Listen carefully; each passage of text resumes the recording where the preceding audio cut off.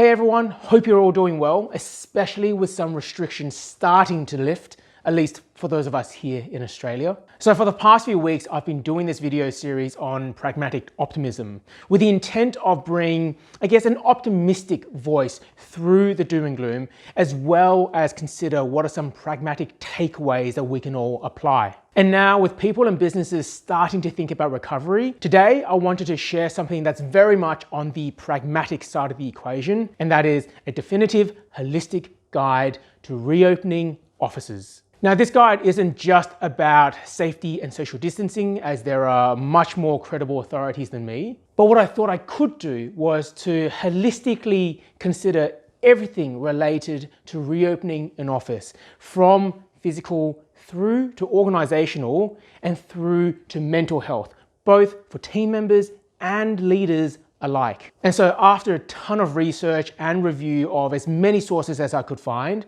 what I've done is grouped this into the following 5 categories. First of all, health and safety, of course, given this will be front of mind for most people. And so whilst I may not be the institutional authority on this, what I have done is reviewed as many sources as I could find in order to consolidate a lot of their guidelines, as well as thought about a few other things from a business perspective you may want to consider. I cover everything from social distancing and its implications on office layout, the types of PPE, equipment and consumables that you might want to consider, policies and procedures that would apply in this new world, as well as broader strategic risk mitigation strategies in the event of further outbreaks or lockdowns. Secondly, I look at team management, which is the management of the physical movement of people as we go through recovery. For example, how do we manage an ongoing roster of people who are working from home and working in the office? Have you considered the expected increase in travel time as more people are likely to drive to work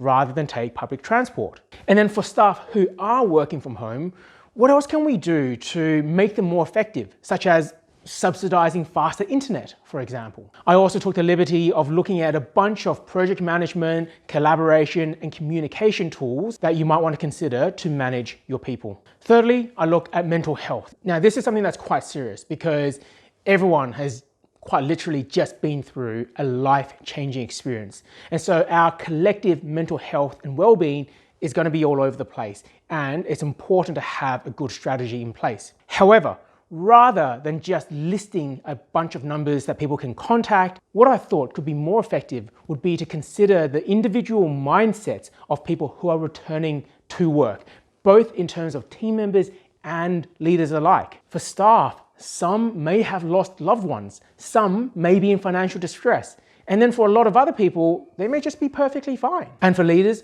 on top of everything I just mentioned, there may also be other challenges, such as the stress of trying to run a business during a pandemic. So I have a look at all of these potential factors and then consider what are some of the mental health interventions that we can put in place. But as a broad general statement, I implore everyone to remember that there is no one-size-fits-all solution to mental health, and I strongly encourage a bit more communication and empathy during the recovery period. Fourth, I look at reopening businesses from a leadership perspective, and that's focusing more so on management and mindsets. What I did was look at a bunch of industry leaders and management consultancies and look at what it is that they've had to say about business recovery. It covers everything from business recovery strategies through to the role of boards, leadership expectations, resilience mindsets, and communication. And finally, I cover followership and teamwork, something I talked about in last week's video. We're all in this together.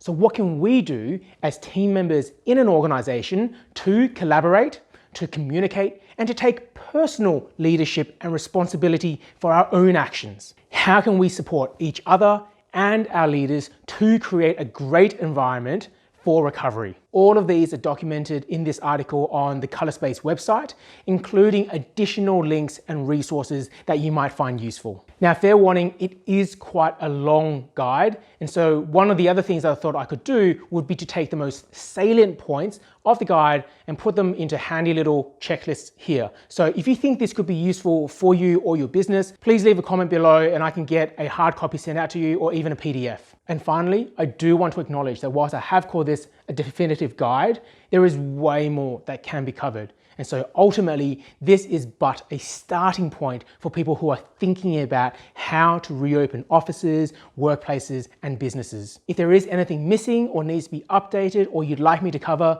please do let me know. Otherwise, if you do think this guide is useful, please feel free to share it along or to tag people in the comments below.